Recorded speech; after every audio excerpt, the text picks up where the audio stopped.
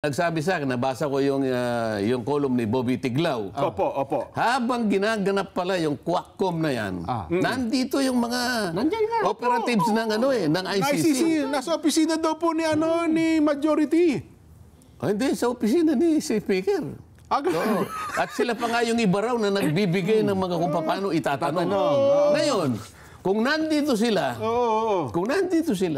nakita nila, nalantad sa kanila ang kakulangan ng due process at kung tatanggapin nila yung transcript na ginawa, na ngayon pa lang sasabihin ko na mga inutil din sila. Nako. Paano mo tatanggapin ang isang proseso na walang depensa walang kadepensa, pinagtatanong mo, pero siya wala siyang karapatang magtanong doon sa mga taong nag-a-accuse sa kanya.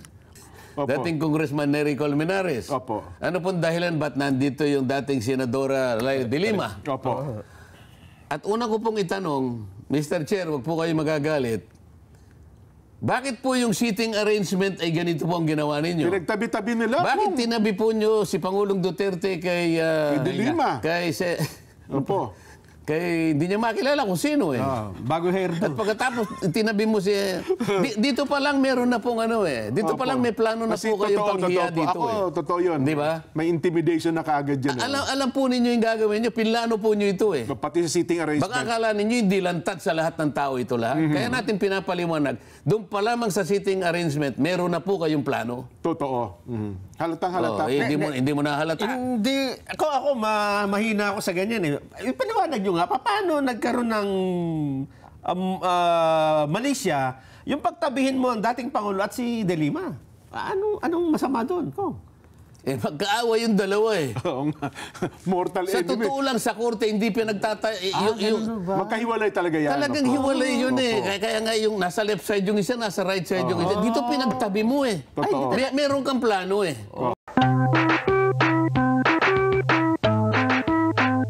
Isip-isipin mo, tatanggapin mo na lamang na totoo lahat ng witnesses against the former president? Tama ba yun? Hindi mo man lang sinuri kung totoo at walang gustong magsuri kung yung salita ni Las Cañas ay totoo, hindi. Kung totoo lahat ang salita at affidavit ni Las Cañas, bakit nung panahon ng dating senador na Justice Secretary pa siya at naging Human Rights Chairman, bakit ni isang kaso ay wala siyang naipay laban sa Pangulong Duterte? Yun na nga. Totoo. Akala ko ba totoo yun? Tapos dumating pa yung isang senador. Ano naman ang role ng isang senador na yun? Provoke. Former senator. Hindi. Anong katwiran ba't tinawag mo doon? Akala ko bang pinag-uusapan natin extrajudicial killing? Tama. Anong role niya doon? Actually, kung yun naman ang linya ng punto sana ni Attorney Delgra, nung tinatanong niya, kasi bakit ka lumutang ngayon yung Trillanes, na ang punto naman, kumitaan niya ng droga Yun ay niyang kita sa droga na ikinukonect nila sa EJK. Hindi mo nga pwedeng i-connect yun nang wala kang matibay na katwiran. Unang-una, kung may documentary, documentary evidence ka, o kaya may testimonial evidence ka, ilatag mo. Pero kung sasabihin mo lang doon pagkatapos ikukonek mo ron, wala namang kaugnayan yun. Kasi kung ang nakita nila, bahid ng pagkakaugnay daw, bahid lang po kung hindi matibay na batayan, na yun daw pera o kaya naman kinita ng pamilya Duterte ay galing sa droga. Uobjekan ka ng abogado Ako sa korte po. Objection talaga yan. Impertinent, Your Honor. No basis. No connection.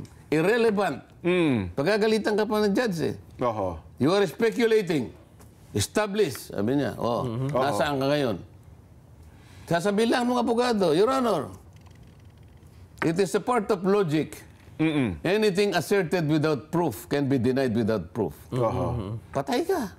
Ang problema ko, pinayago ng mga chairman yung statement. Paano yung mga chairman? Wala na mga abogado. Ito yung sinasabi ko sa iyo nung kauna-unahan pang pinag-uusapan natin ito Sino yung magsasansala? Sino yung pipigil? Sino mag-a-assess ng quality ng evidence? Sino ngayon ang magsasabi na, hindi tama ang gagawin mo, hindi mo pwedeng itanong yan? Wala nga Una, hindi siya korte. Sinabi na natin ito eh. Hindi korte. Tama po kayo. Oh, hindi competent as a court. O pati yung chairman, walang abogado. So, sinong pipigil? Sinong magsasabi, hindi mo pwedeng itanong yan? Mali yan. Hindi mo pwedeng gamitin yung affidavit na yan. Bawal yan. O kahit sana hindi ka korte, kung nakakaintindi ka ng konti, kahit paano nagaguide mo yung kasama mo. Yun Wala nga, nang mag-guide eh. yun nga po kung walang pumigil, kaya ang lahat po ay pasang-ayon. Kumbaga paayon lahat sa alon. Parang, sige, gawin lang natin yan. Iparinig lang natin yan para sa ating mga kababayan. Kasi ina-expect nila ay parang yung tsorya ng Binay. Ano? Naalala niyo kung yung tsorya ng Vice President Binay na sa sunod-sunod na pagdinig, nakita niyo naman, nailugso nila yung dating popularidad ng Vice President Jojo Binay. Baka maging epektibo rin dito sa dating Pangulong Rodrigo Duterte. Hindi naman ganoon ang trajectory nila eh. Ang gusto nila ngayon, ang gusto nila ay managot ang dating Pangulo doon sa programa na kanyang ginawa. Samantalang nung gawin yon, presidente siya ng Pilipinas at hindi mo pwedeng kontrahin yun sapagkat siya lang ang pwedeng gumawa nun. Dahil sa kanyang palagay, kahit na Korte Suprema, hindi siya pwedeng pigilan. Sapagkat bilang presidente, siyang nakakaalam kung anong mabuti para sa kanyang bansa. Yun ay kanyang pananagutan sa ilalim ng saligang batas. Tungkulin niya yon. Maaari mo pa nga siyang idemanda kapag hindi niya ginawa yan. Sapagkat ang tungkulin niya, pangalagaan mo ang kapakanan ng iyong mamamayan. Ang sabi po ng isang mamabata sa taga Maynila, nung simula, kakampi niyo po ako, Pangulong Duterte. Ako po'y kapanalig ninyo at tumulong po ako sa inyo, pero hindi Sino ko... yan? Si yung, sabi niyo, patras lagi. Kung patras ito lagi. Baka si congressman atrasado. Yung hindi ko anya matanggap dyan, bakit napakarami ng batang namatay? Higit 30,000 ang nautas ang buhay na hindi natin may paliwanag. Yan po anya ang hindi ko matanggap. Hindi matanggap... Yung pinatay ng NPA, natatanggap niya? Yung mga dinukot, pinagpapatay, pinugutan ng ulo, kung ano, alam mo kung tumirang ang Abu Sayyaf, talagang hindi manlulumo ka talaga eh. Morbid nga, sabi ko. Pugutan ng ulo dyan. Yun, natatanggap niya yun? Bakit hindi nyo extrajudicial killings lahat ito? Bakit selective ang inyong process? Bakit selective ang inyong pagdinig? Yung mga pinatay ng mga adik, ni-rape ng mga adik, yung pinagnakawan ng mga adik, mga napatay na pulis ng mga adik, sa panahon na sila hinuhuli, sapagkat hindi naman madali, nahulihin mo yan. Lalaban at lalaban yan. Lalong-lalo na yung mga pulis na kasangkot ng mga adik, ng mga puser, yung mga nadisgrasya nila, lahat ng mga kawalan na nangyari sa kanila, lahat ng damage na nangyari sa buhay nila, lahat ng kalungkutan na nangyari sa buhay nila, pagkamatay ng kanilang mga mahal sa buhay, tinatanggap ni Congressman atrasado? Ha? Yun po ang itatanong ko sa kanya pag nagkita Kasi kami. Kasi gusto kong itanong mo sa kanya, bakit hindi nyo po inimbita ang Solicitor General nung panahon ni Pangulong Duterte? Sapagkat siya ang abogado. Siya ang abogado ng ating pamahalaan. Ba't hindi po nyo tinawag ang Secretary of Justice? Bakit hindi nyo po tinawag ang sino man yung mga chief of police ng panahon ni Pangulong Duterte? Sila po ang higit na nakakaalam ng pagpapatupad ng war on drugs. Kung gaano naging epektibo, gaano naging tahimik ang paligid natin. Hindi ba? Bakit selective? Ang kinuha nyo lahat ng mga tetestigo dito sa ating inquisitorial proceedings ng ating Quackcom ay mga biktima na maraming sama ang loob sa ating Pangulo sapagkat sa maraming paraan, maraming sila nasaktan sa war on drugs. Tama lang yun eh. Nako. Gusto natin ipakita sa ating mga kababayang nakikinig dyan. Talagang walang due process. Pasalamat nga sila, dumating pa yung Pangulo eh. Yun nga po, Kong. No? Pero, Kong, siguro ang itatanong ng marami, ang Pangulo ay naging abogado, naging prosecutor, alam niya kung anong due process. Bakit siya pumayag na pumunta doon sa Quadcom? Para ilantad sa buong daigdig, yun ang palagay ko. Para ilantad na ang ginagawa sa kanya ay hindi makatarungan. Sapagkat doon pa lamang sa linya ng mga tinawag na resource persons, di umano, lahat sila ay merong axe to grind against the President. Oho. Wala silang kinuha na sino mang tao na nagsilbi sa kanyang administrasyon na maaring makapagpaliwanag sapagkat katulad ng Chief of Police, katulad ng Solicitor General, ng Secretary of Justice, mga heads ng kanyang departamento na tumulong sa kanya para i-justify ang war on drugs. Bakit hindi sila tinawag? Nasaan ngayon yung observance of due process? Nasaan ngayon ang pagtalakay ng bawat panig? Na yun dapat ang nakita ng mamamayan para maliwanagan nila. Hindi po pwedeng ang isang barya, isa lang ang side. Dalawang side. Both side ng talaga isang barya. dapat yan. Dapat ipakita mo yung both sides of the coin para maintindihan nila kung sino talaga ang nagsasabi ng totoo. Sa puntong yan, Kong, ako sa tingin ko, sa dami ng viewers, mukhang nakita nga talaga nila, one-sided yung naganap na yan. Well, aminin mo ang liwanag naman eh. Mga abogado pa yung ibang nagtatanong, isip-isipin mo, ibatay nila sa mga dokumento na kahit kailan ay hindi papayagan ng korte kung wala yung tao na tatanungin muna kung galing sa kanya talaga. Susumpa pa yung tao doon. At yung tao na yon ay haharap sa isang taga-usig, kung sa panig ng taga-usig, o sa panig ng depensa, para ngayon ay siya'y matanong din. At makita ngayon at marinig ng korte kung totoo lahat ang pinagsusulat niya doon. Kung wala yung mga ganong proseso, hindi mo pwedeng gamitin kahit anong dokumento. Ito ngayon ang ginamit nila. Itatanong sa Pangulo. Isa po sa nagpainit ng tagpo doon, Kong, ay nung isingit ni dating Senador Sani Trillanes nung gumawa ng affidavit.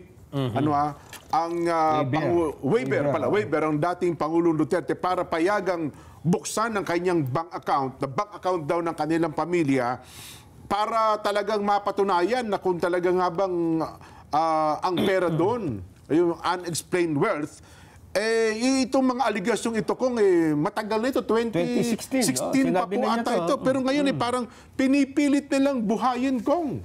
Yun po ang nangyari. Ano nga ang connection noon dito sa pinag-uusapan? Yun daw pong mga perang yun. So kanina talakay na natin yun. Wala nang connection kaya o-objectan ka eh. Ayun, Pinag-uusapan natin dito, akala ko ba war on drugs ang pinag-uusapan natin? Ba't mo ipapasok na naman yung sinasabi mo, panahon pa ng kopong-kopong?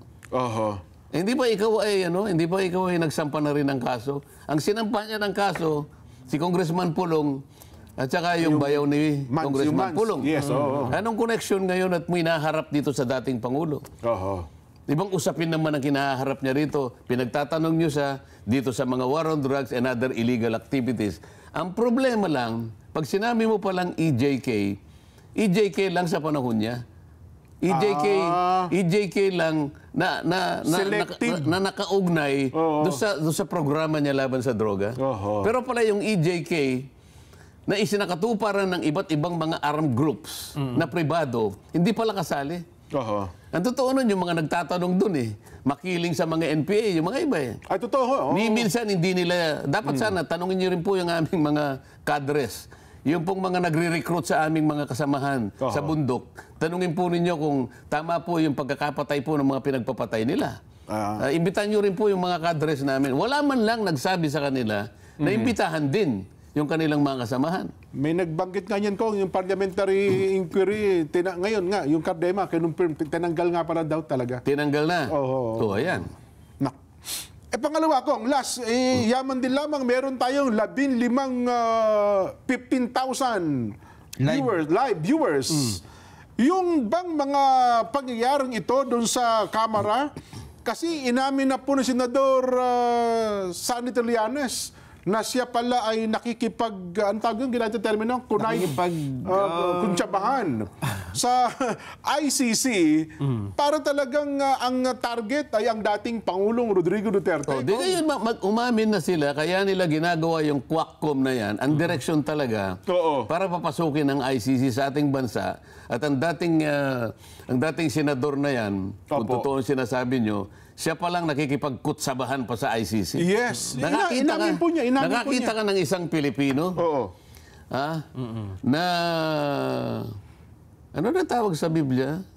Yung anong si Judas ipinagkanulo. Ipinagkanulo ang ating Panginoon. Opo. So, ganito rin eh. Ganito rin ang kategorya nito. Isa kang Pilipino na ipagkakanulo mo ang dating Pangulo ng iyong bansa dahil lamang sa personal mong galit na hindi ko maintindihan kung saan nang galing. Di ba? Nag-file na siya ng katakot-takot na. Hindi man lang niya mahintay yung korte na magpasya doon sa kanya mga ipinail na kaso. Parang ikaw dyan, halimbawa. Kunyari, humingi ka ng tulong sa akin. Oo. Hindi ka pa nagkasi. Pinuntahan mo na naman si Jen. Parang magagalit ako sa iyo, Jen. Ikaw naman ka, tinawagan mo na nga ako. Isang araw pa lang naman na nga. Tapos pumunta ka na kagad kay Nelson. Nagsumbong na kagad. Wala ka bang tiwala sa akin? Wala ka bang tiwala doon sa mga korte na kung saan inihain mo yung mga katakot-takot na kaso na yan, hindi ka makapaghintay, pumunta ka na naman sa Quacom para dito ka magsumbong uli. Walang kaugnayan na sinasabi mo eh. Di ba? Wala ngang abogado na magtatanggol kay Pangulong Duterte. Kasi kung nandun yung abogado, merong abogado, ngunit hindi siya papayagan na magtanggol. Ang gagawin lang sa kanya, bulungan mo lang sa kanyang karapatan. Ang isa sa karapatan ng isang akusado, kung matataguri ang akusado si Pangulong Duterte, i-confront niya yung accuser. Bakit hindi nyo bigyan ng pagkakataon i-confront? Nasaan po si Las Cañas? Hindi ko po sasagutin lahat ang tinatanong ninyo, Congressman Luistro. Sapagkat bilang abogada, alam mo dapat ang tungkulin mo. Hindi mo dapat gamitin yan laban sa akin sapagkat hindi nyo panapatunayan na validate na ba yan, na authenticate na yan, tinanggap ba ito ng Quadcom na isang validated statement? Bakit mo ginagamit yan laban sa akin? Kung abogado ka, hindi mo dapat gawin yan. O baka mamaya madisbar ka pa dyan eh. Ganun ba yun? Bakit mo gagawin yun? Alam niya na sa liwanag ng due process, hindi ka pwedeng gumawa nun. Pagkatapos magmamanifest ka pa, sa opinion ko po, ay may liability ang dating Pangulo sa tsuri ng conspiracy. Hindi po ganun eh. Walang manifestation. Hindi po opinion ang nagbibigay po ng desisyon. Hindi po nakasalig sa opinion ng pagdesisyon. Nakasalig po sa mga matitibay na ebidensya na ipoprocess ng tunay na korte na dumaan sa isang legal na proseso. Hindi sa ganitong klaseng pamamaraan. Naalala ko yan, Kong, yung opinion. Yung representante ng Subic, ang kanya, chismis sa batayan, Kong. Meron kasi ako yung narinig mga chismis eh. Dapat niya, sinunod mo kasi may narinig akong chismis. So, saan ka nakakita ngayon? Kaya nga, chismis ang batayan eh. Ang alam ko, ang nangyari rito, ang napatunayan ni Pangulong Duterte, nalantad ang kahinaan ng proseso. Hindi talaga tunay na proseso. Hindi tunay na pagdinig ito in aid of legislation. Talagang ang target lang, 2 tao pala, Kong, dating Pangulong Duterte at si BP Inday. Isip-isipin mo, meron na nga silang nagawang panukalang batas sa extrajudicial killing. Bakit pinagpapatuloy pa nila ito? Anong klaseng katwiran ang sasabihin nila ngayon? Halimbawa, yung abogado ni Pangulong Duterte, Your Honor, I will object. What is your objection? Your Honor, this is in aid of legislation. And to my mind, the last time I checked, this Quadcom was already able to file a House Bill, number 10869 yata or whatever. Yes po, tama. Bakit pa po tayo nagpapatuloy? Meron na pala mga panukala. Bakit hindi na po natin itigil insofar as extrajudicial killing is concerned? Dahil nakapag-file na po tayo. Tsaka na natin pag-usapan kung yung pinal yung House Bill ay may kwenta. Hindi kasi kung yung marami nga abogado nagko-question ngayon, mayroon ako nakita mga abogado nagsasalita ngayon, ano anyang House Bill tungkol sa EJK? Matagal na namang bawal. kailan ba meron bang batas sa sumasang-ayon sa EJK? Kapag tiningnan mo nga yung definition, matatawa ka eh. Oho. Kasi yung extrajudicial covered na ng murder. Opo, pagpatay, bawal talaga yun. Sabi niya, yung daw pagpatay na walang judicial sanction. Meron bang judicial wala na nga death penalty ngayon eh. Kaya hindi papayagan yan eh. Lahat na extrajudicial killing eh. Matatawa ka doon eh. Pero sabi ko nga sa'yo, isang episode yun, ayoko na munang tingnan niya. Tama, Ang pinag-uusapan natin, yung proseso nila. Muna.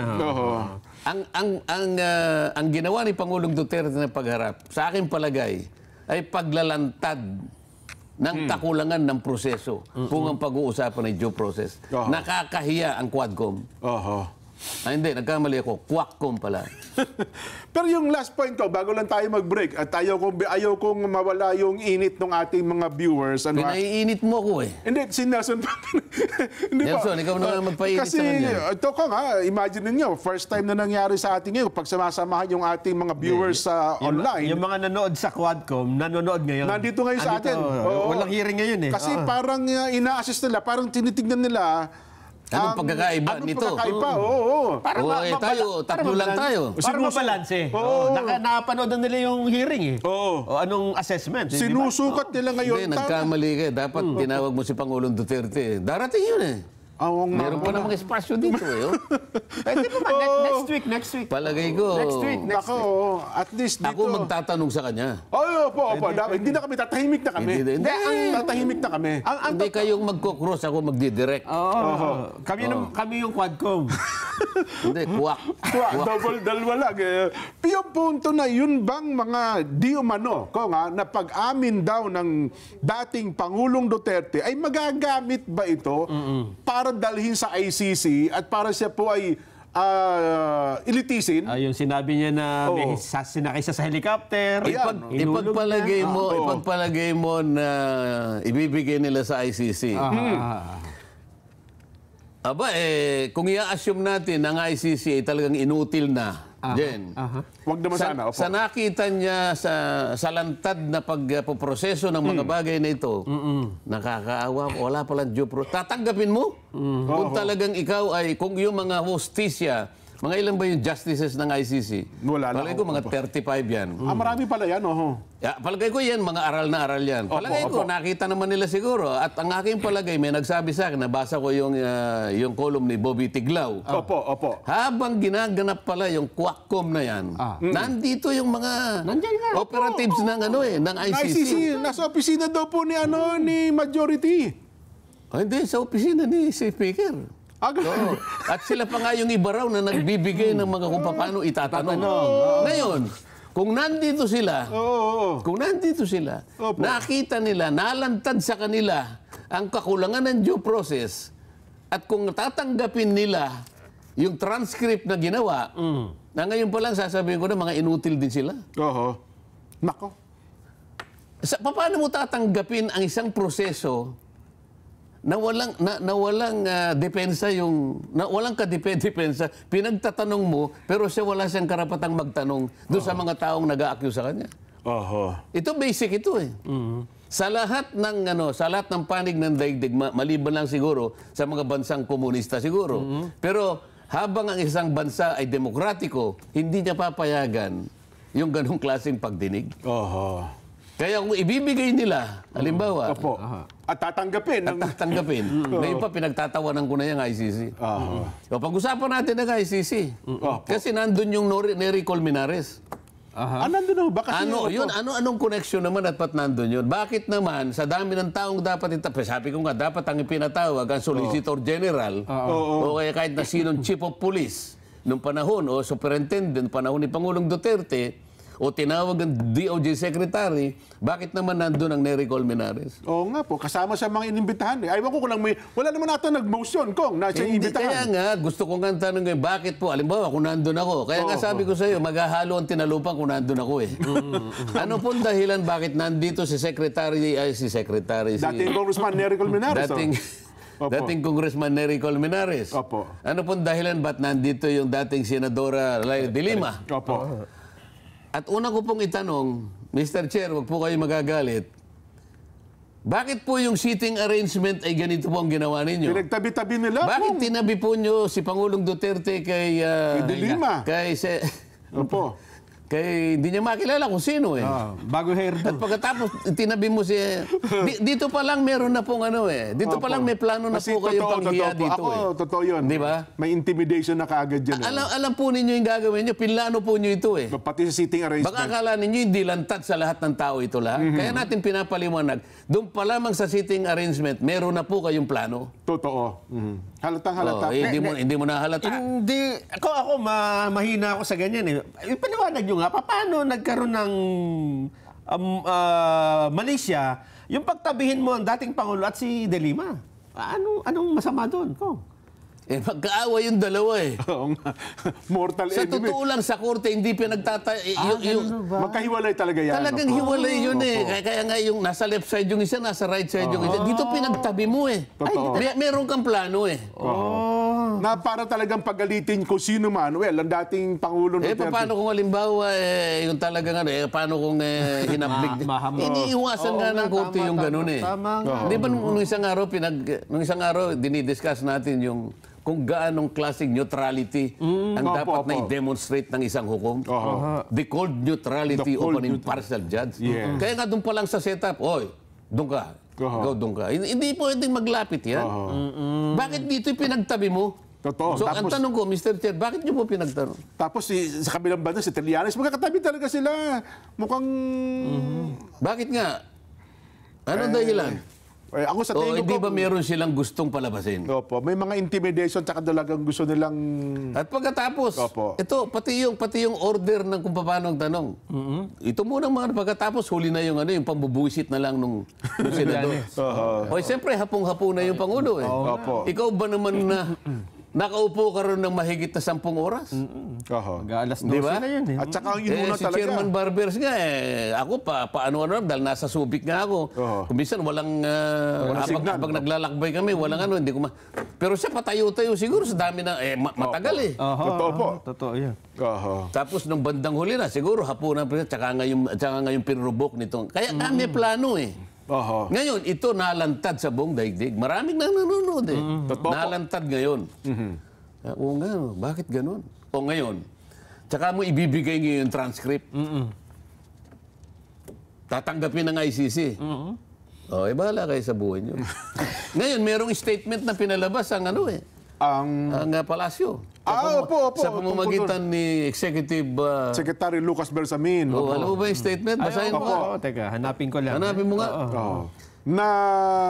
Hindi, kasi punta muna natin si Nery Colmenares. Sige, yun. bakit nga po? Naiwan natin yun. Opo. Kasi parang nagsalita parang nagmanifest, pinayagan nata si dating ES Medialdea. Opo. Nang sinasabi niya, wala ng jurisdiction ng ICC.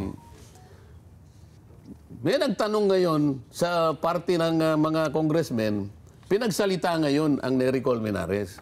Si si Manuel Kong. Ha? Ang nag-lead question kayo. Hindi si Manuel. Hindi ba? Hindi. Aha. Ano naman ang personality?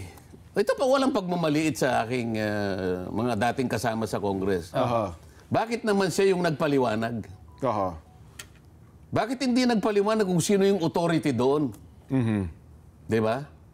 Na yun daw naman ay dissenting opinion lang. Yung rule daw ng majority, meron pa rin daw jurisdiction ang ICC. Ang tanong, anong authority nung Nery Colmenares? Tagpo na yun. No? Di ba? Yes. Kaya ang gusto ko sana, nandun yung Solicitor General. Para... Sapagkat ang Solicitor General, yan po yung abogado ng gobyerno. So, nung panahon ni Pangulong Duterte, sino ang Solicitor General? Si Calida, kung tama. Di dapat tinawag siya na si dating Solicitor General Calida. Jose Calida. Kahit pa paano, doon makikita mo, may magtatanggol sa panig ng Pangulo. Magiging balanse ngayon at magkakaroon siguro ng due process. Nako. Ito po ang statement ng Executive Secretary Lucas Bersamin. If the former president desires to surrender himself to the jurisdiction of the ICC, the government will neither object to it nor move to block the fulfillment of his desire. But if the ICC refers the process to Hindi, yung Interpol... muna isang paragraph.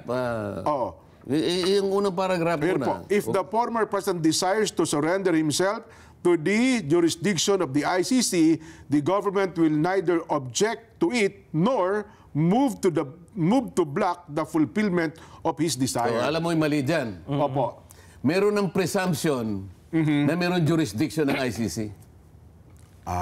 O maring hindi nila inaral kung totoong may jurisdiction ng ICC. Dito sa yan, first paragraph na yon, lumilitaw. Hindi ko rin mabasa, mali. Ito Pero, Yan, malaki. Yan. Ito yung malaki. Yan. puro if yan, ha? Ibig sabihin, if. Kung. Opo.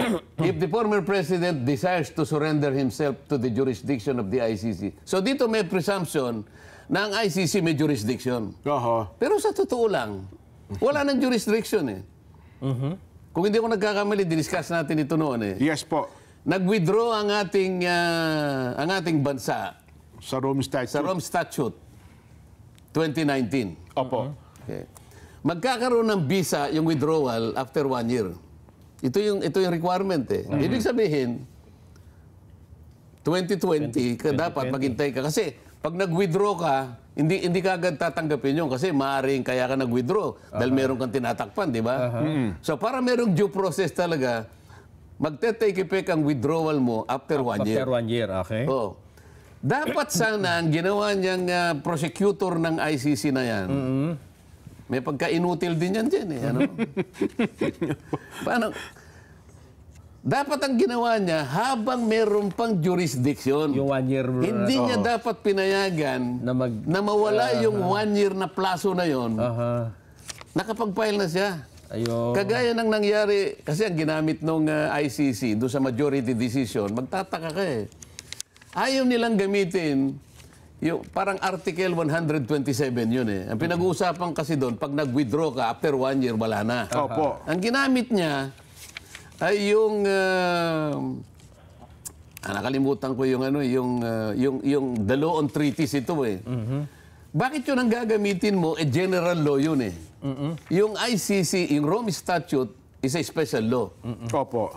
Alam mo, sa mga abogado, pag naglaban yung dalawang batas, ang palaging magpiprevail yung special law over the general law. Oho. Parang Vienna Convention on the Law of Treaties. Okay. Yun ang ginamit niya. General law eh. General, Oh. Lehis generalis, sabi niya. Yung lehis specialis. Special law will always prevail over a general law. Pagkatapos, ang ginamit pa ng yung Burundi. Yung daw Burundi, nakapag-file, pero hindi, anong tawag doon? Hindi, nakapag-ano pa rin, nakapag-ano ng jurisdiction. Kasi 2 araw bago mag-lapse, nakapag-file ang Burundi. Ayun. Hindi kagaya natin. Nakahabol.